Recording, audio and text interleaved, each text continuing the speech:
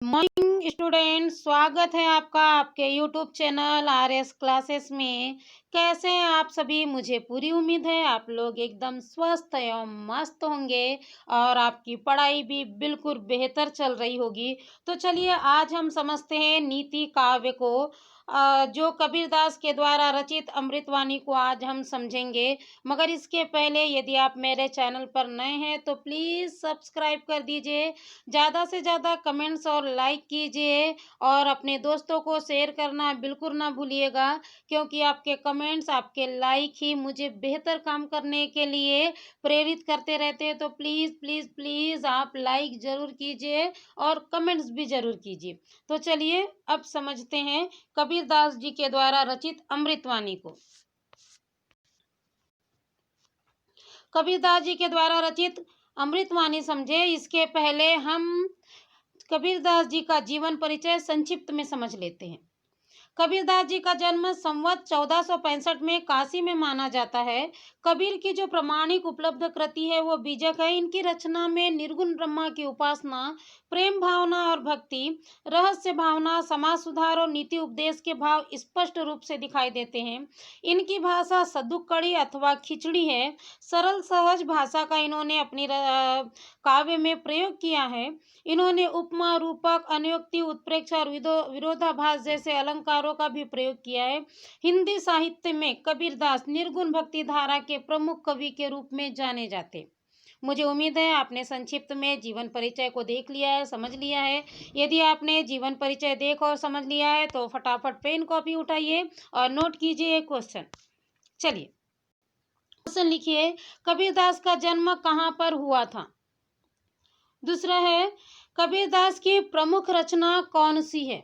अगला क्वेश्चन है, कबीरदास की काव्य भाषा क्या है?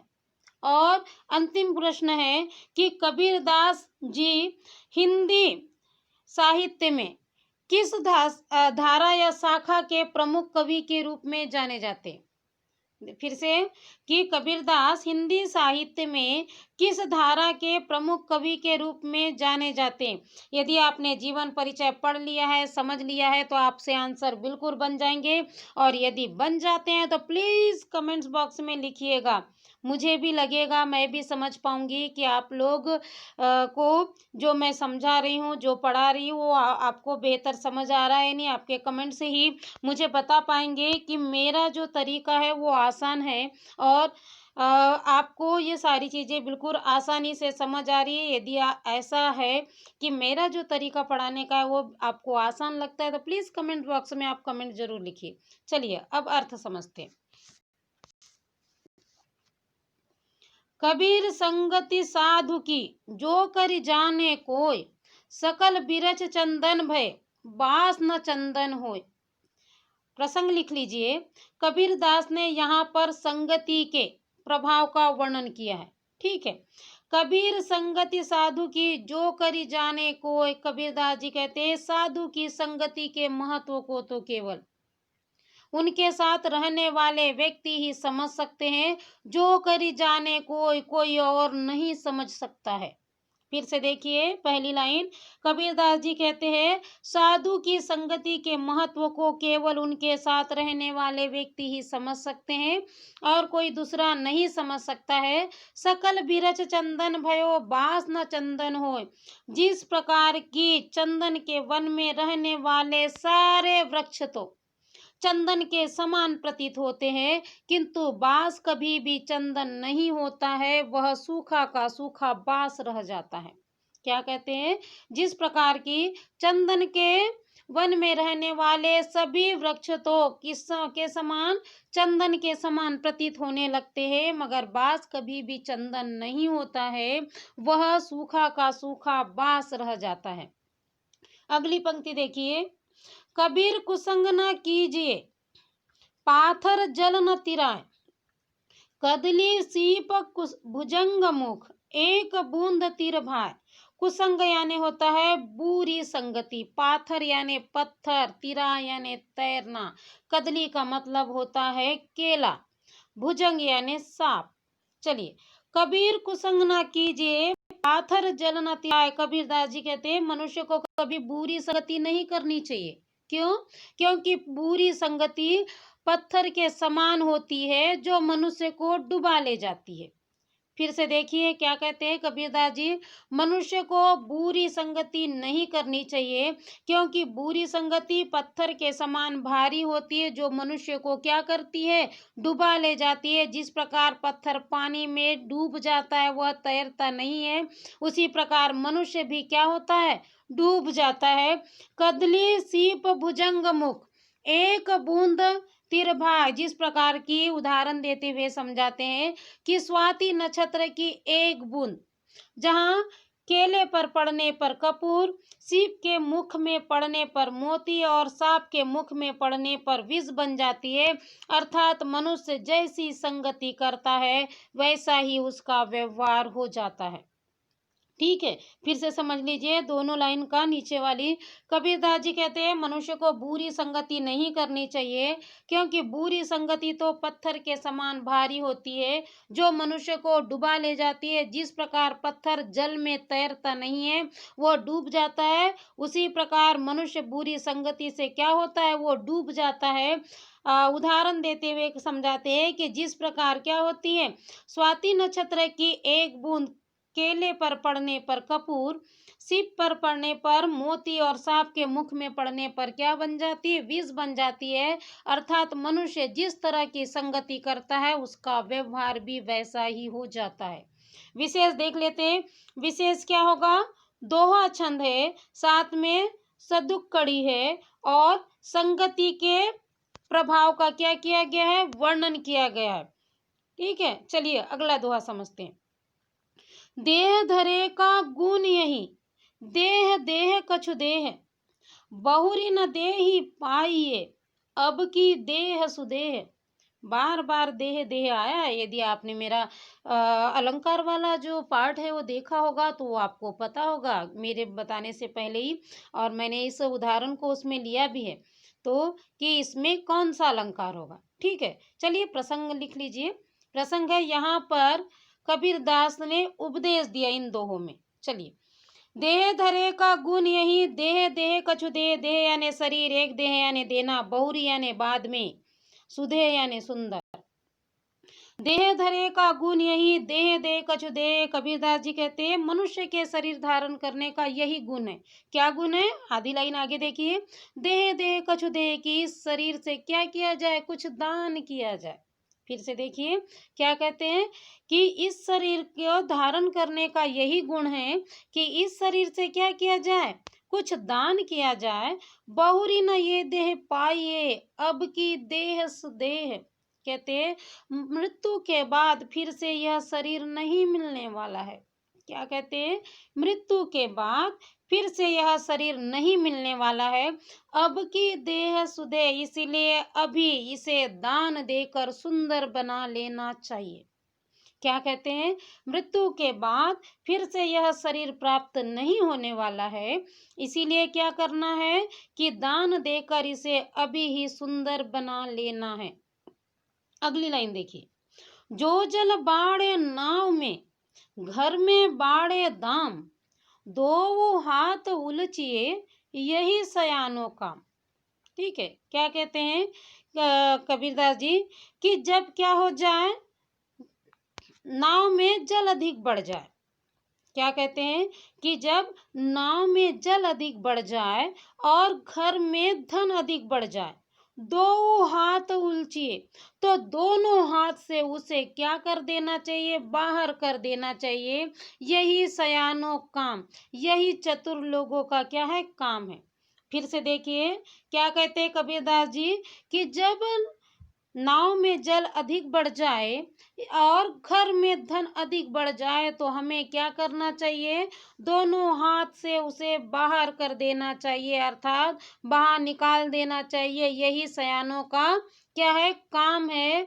यदि नाव में जल अधिक हो जाएगा तो नाव डूब जाएगी, और घर में धन अधिक होगा तो हमेशा विपत्तियों का आने की संभावना बढ़ती रहेगी। ठीक है, तो मुझे पूरी उम्मीद है कि आपको ये जो दोहे हैं तो इनका अर्थ समझ आ गया होगा। यदि अर्थ समझ आ गया है तो चलिए विशेष लिख लीजिए। देह देह बार बार इस्तेमाल हुआ है और हर बार उसके अर्थ अलग अलग है, आपने पढ़ा है। यदि हर बार अर्थ अलग अलग हो और एक ही शब्द का इस्तेमाल हो तो कौन सा अलंकार? बोलिए। बिल्कुल सही। तो क्या होगा? बिल्कुल राइट। तो उसमें क्या होगा? यमक अलंकार है, साथ में सदुक्कड़ी है और दृष्टांत अलंकार भी है। दृष्टांत का मतलब होता है जब हम किसी उदाहरण के माध्यम से या किसी बात के माध्यम से किसी और बात को बेहतर समझाने का प्रयास करते हैं, तब वो क्या कहलाता है? दृष्टांत अलंकार कहलाता है। मुझे उम्मीद है कि आपको संगति और उपदेश वाला दोनों जो दोहा है ये आपको आसानी से समझ आ गया होगा। चलिए हम अगला दोहा समझते हैं।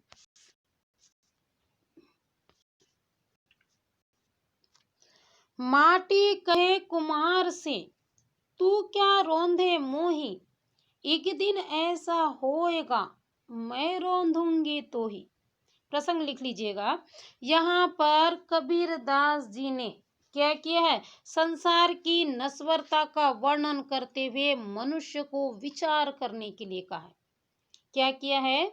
संसार की नश्वरता का वर्णन करते हुए मनुष्य को विचार करने के लिए कहा है। चलिए समझते हैं। माटी कहे कुम्हार से, तू क्या रोंदे मोही। माटी कुम्हार से कहती है कि तू मुझे अपने पैरों तले क्या रोंद रहा है ना? क्या कहती है? कि तू मुझे अपने पैरों तले क्या रोंद रहा है, एक दिन ऐसा होएगा मैं रोंदूंगी तो ही। कहते एक दिन ऐसा आएगा कि तुम्हारी मृत्यु हो जाएगी और तुम्हें मेरे अंदर ही समाना होगा। फिर से देखिए क्या कहते हैं कि माटी कुम्हार से कहती है कि तू मुझे अपने पैरों तले क्या रोंद रहा है, एक दिन ऐसा आएगा कि तुम्हारी मृत्यु हो जाएगी और तुम्हें मुझ में ही क्या करना पड़ेगा? समाना पड़ेगा। अगली लाइन देखिए, अगला दोहा देखिए। यह तन काचा कुंभ है, लिए फिरे थे साथ, टपका लागा फूटी गया, कछु न आया हाथ। तन यानी शरीर, काचा कुंभ यानी कच्चा घड़ा। आपने घड़े देखे हैं, बिल्कुल गर्मी के दिनों में देसी फ्रिज के नाम से जाने जाते हैं, है ना? तो गर्मी के दिनों में घड़ों का ज़्यादातर इस्तेमाल किया जाता है। गांव में आज भी है तो घड़ों का इस्तेमाल किया जाता है। मगर घड़े कैसे होते हैं? सारे के सारे पक्के होते हैं। कच्चे घड़े में आप लोग पानी भरते हैं क्या? हाँ, बिल्कुल नहीं ना। चलिए, यह तन काचा कुंभ है, लिए फिरे थे साथ। क्या कहते हैं? यह शरीर तो क्या है? एक कच्चे घड़े के समान है जिसे हम अपने साथ साथ लिए फिरते हैं। क्या कहते हैं? यह शरीर किसके समान है? एक कच्चे घड़े के समान है जिसे हम अपने साथ साथ क्या करते हैं? लिए फिरते हैं। टपका लागा फूटी गया, कछु ना आया हाथ। जिस प्रकार की बारिश की बूंदें पड़ने से कच्चा घड़ा टूट कर बिखर जाता है और हमारे हाथ कुछ नहीं आता है। क्या कहते हैं? कि जिस प्रकार बारिश की बूंदें पड़ने से कच्चा घड़ा क्या होता है?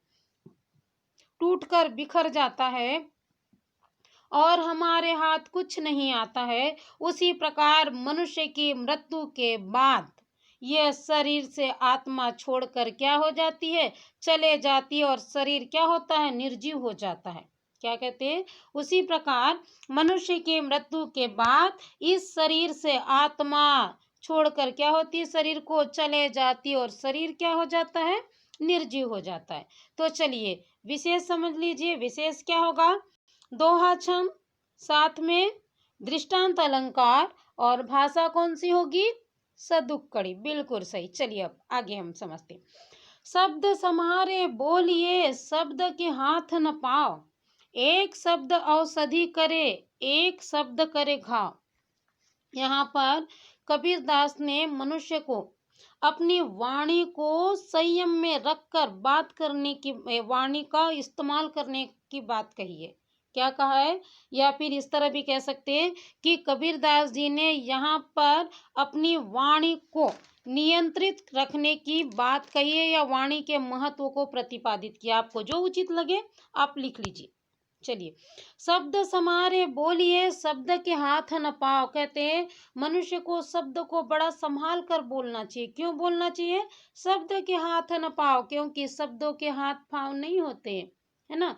आप लोग भी बिल्कुल ये दोहे तो हम पढ़ रहे हैं, मगर आप अपने दैनिक जीवन में भी इन सारी चीजों को उतारने का प्रयास कीजिए। पढ़ने के लिए मात्र मत पढ़िएगा आप लोग, समझिए, उसे अपने जीवन में उतारने का प्रयास कीजिए, क्योंकि जो हम शिक्षा प्राप्त कर रहे हैं ये केवल रट कर और एग्जाम देकर बेहतर नंबर के लिए नहीं है बेटा। ये है कि हम अपने जीवन को बेहतर कैसे बना सकते हैं, और बेहतर तभी बना सकते हैं जब आप ये पढ़ रहे हैं, समझ रहे हैं, तो उसे अपने जीवन में क्या करें, उतारे। तो मुझे पूरी उम्मीद है कि इस दोहे को पढ़ने के बाद, आज के बाद जितने स्टूडेंट इस कविता को पढ़ रहे हैं, इस दोहे को पढ़ रहे हैं, वो अपने शब्दों का इस्तेमाल बड़े सही तरीके से करेंगे। तो चलिए, शब्द समारे बोलिए, शब्द के हाथ न पाँव। मनुष्य को शब्द संभाल के बोलना चाहिए, क्योंकि शब्द के हाथ पाँव नहीं होते हैं। एक शब्द औषधि करे, एक शब्द करे घाव। जिस प्रकार एक शब्द क्या करता है, आपके अच्छे वचन दूसरों के लिए औषधि का कार्य करते हैं, वहीं आपके कड़वे वचन घाव देने का कार्य करते हैं। फिर से देखिए क्या कहते हैं, मनुष्य को शब्द को संभाल के बोलने चाहिए, क्योंकि शब्द के हाथ पांव बिल्कुल नहीं होते। हमारे द्वारा बोले गए अच्छे वचन क्या करते हैं, दूसरों के लिए औषधि का कार्य करते हैं, वहीं बोले गए कड़वे वचन घाव देने का कार्य करते हैं। जिव्या जिन बस में करी, तीन बस कियो जहान। नहीं तो अवगुण उपजे, कही सब संत सुजान। अगर आप जीवन में बेहतर करना चाहते हैं, एक बड़ा पद पाना चाहते हैं, आप चाहते हैं आपको बड़ा पद मिले, आपको बड़ा सम्मान मिले, आपके परिवार के व्यक्ति आपको समाज में भी सम्मान दे, तो ये जो दोहा है इसको बिल्कुल आप अपने जीवन में उतार लीजिए। बिल्कुल आप भविष्य में सफल हो के रहेंगे, ये मैं आपको 100% गारंटी देती हूँ। तो चलिए, जीव्या जिन बस में करी, तीन बस कियो जहान। कहते हैं जिसने अपने जीभ को वश में कर लिया, मानो उसने तीनों संसार को, तीनों लोगों को अपने वश में कर लिया। क्या कहते हैं, जिसने अपने जीभ को अपने वश में कर लिया, मानो उसने तीनों लोगों को अपने वश में कर लिया। नहीं तो अवगुण उपजे, कहीं सब संत सुजान। नहीं तो इसी जीभ के कारण अनेक समस्याओं का सामना करना पड़ सकता है, ये सभी संत और चतुर व्यक्ति कहते हैं। सही बात है ना। क्या कहते हैं कि नहीं तो इसी जीभ के कारण क्या होता है, अनेक समस्याओं का हमें सामना करना पड़ सकता है, ऐसा सभी संत और चतुर व्यक्ति कहते हैं। मुझे पूरी उम्मीद है कि आपको इन दोहों का अर्थ बड़े आसानी से समझ आ गया होगा, और अर्थ समझ आ गया तो विशेष भी लिख लीजिए। विशेष क्या होगा, दृष्टांत अलंकार है, साथ में सदुक्कड़ी है, दोहा छंद है। फिर से बार बार बोल रही हूँ, पढ़ने के लिए मत पढ़ना बेटा, इन दोहों को बिल्कुल जीवन में अपने चरित्र में उतारने का प्रयास करना। और यदि आप देख लीजिए, अगर आप इस तरह जीवन में इन सारे चीज़ों को उतार लोगे, तो समाज में एक बेहतर व्यक्ति, एक प्रतिष्ठित व्यक्ति, एक सम्मानित व्यक्ति के नाम से आप बिल्कुल जाने जाएंगे। तो चलिए अगला दोहा समझते हैं। नदिया जल कोयला भई, समुद्र लागी आग। मछली बिरछा चढ़ी गई, उठ कबीरा जाग। उलटबासिया है, रहस्यमय कविता है ना। उलटबासिया का मतलब होता है रहस्यमय, यानी हमारे बातों में कुछ रहस्य छुपा होता है। दिखता तो ऐसा है कि जो आप जो देख रहे हैं वो बिल्कुल नहीं होता, उसके पीछे उसका कुछ और अर्थ होता है। तो चलिए हम समझते हैं, इसमें लिख लीजिए आप प्रसंग। यहाँ पर कबीरदास जी ने रहस्यवाद की ओर क्या किया है, आकर्षित किया है, और आत्मा को परमात्मा से वो क्या करना चाहते, जोड़ना चाहते। ठीक है। नदिया जल कोयला भई, समुद्र लागी आग। मछली बिरछा चढ़ी गई, उठ कबीरा जाग। अगर आप साधारण सा इसका अर्थ समझे तो इस तरह है, जो नहीं है मगर मैं आपको बताती हूँ। नदी जलकर कोयला हो गई, समुद्र में आग लग गई, और मछली पेड़ के ऊपर चढ़ गई। अब कबीर तू तो उठकर क्या कर, भाग जा। मगर ये इसका अर्थ नहीं है। इसका अर्थ क्या है ये समझिए। चलिए, कबीरदास जी रहस्यमय बात करते हुए कहते हैं कि हृदय में क्या हुआ, जीवन रूपी नदी सूख चुकी है। क्या कहते हैं, नदिया जल कोयला भई, यानी हृदय में नदी रूपी जो है, जीवन रूपी जो नदी है, माफ कीजिए, हृदय में जो जीवन रूपी नदी है वह क्या हो चुकी है, सूख गई है। ज्ञान रूपी समुद्र में आग लग चुकी है। फिर से देखिए, जो हृदय रूपी नदी है उसमें क्या हो चुकी है, वह सूख चुकी है। या इस तरह भी कह सकते हैं कि नदी, जो हृदय रूपी नदी है वो जलकर क्या हो चुकी है, कोयला हो चुकी है। समुद्र लागी आग, और ज्ञान रूपी समुद्र में क्या हो चुकी है? आग लग चुकी है। मच्छी बिरछा चढ़ी गई। आत्मा रूपी मछली इस शरीर को छोड़कर जा चुकी है। आत्मा रूपी जो मछली है इस शरीर को छोड़कर जा चुकी है। उठ कबीरा जाग, हे कबीरदास अब तो तू जाग जा। क्या कहते हैं? फिर से देखिए, हृदय रूपी जो नदी है, यानी हृदय में जीवन रूपी जो नदी है वो जलकर क्या हो चुकी है? कोयला हो चुकी है। समुद्र में, ज्ञान रूपी समुद्र में आग लग चुकी है। और आत्मा रूपी मछली वो इस शरीर को छोड़कर जा चुकी है। कबीर अब तो तू क्या कर? जाग जा। अगला देखिए, तिल समान तो गाय है, बछड़ा 9 9 हाथ, मटकी भरी भरी दुही लिया, पूछ 18 हाथ। क्या कहते हैं कि मनुष्य संसार में जो माया रूपी गाय है वो किसके समान है? तिल के समान बहुत सूक्ष्म है। क्या है? माया रूपी जो गाय है वो कैसी है? तिल के समान बहुत सूक्ष्म है। बछड़ा 9 9 हाथ, और उसके जो बछड़े हैं वो 9 9 हाथ लंबे हैं। फिर से देखिए, संसार में माया रूपी जो गाय है वो तिल के समान सूक्ष्म है, किंतु उसके बछड़े कैसे हैं? 9 9 हाथ लंबे हैं। मटकी भरी भरी दुही लिया, पूछ 18 हाथ। हमने उस गाय से मटकी भर भर के दूध दोह लिया है। क्या कहते हैं? हमने उस गाय से मटकी भर भर के दूध दोह लिया है। उसकी पूंछ कितनी है? 18 हाथ लंबी है। कहने का मतलब ये है, फिर भी हमारी इच्छाएं समाप्त नहीं होती है। क्या कहते हैं कि हमारी जो इच्छाएं हैं कभी भी संसार में समाप्त नहीं होती है। यदि आपको अर्थ समझ आ गया है तो विशेष भी लिख लीजिएगा। विशेष में क्या होगा? रहस्यवादी कविता है, साथ में दृष्टांत अलंकार है, और क्या है? सदुक्कड़ी है, बिल्कुल सही, और दोहा छंद है। इस तरह हमने कबीरदास जी के द्वारा रचित अमृतवाणी के जो पद है, जो दोहे हैं, उनको हमने समझा, और मुझे उम्मीद है आपको आसानी से समझ आ गया होगा। यदि समझ आ गया तो प्लीज़ लाइक ज़रूर कीजिएगा, और कमेंट्स भी कीजिए, शेयर कीजिए। घर पर रहिए, सुरक्षित रहिए, मगर अपनी पढ़ाई जारी रखिए। धन्यवाद।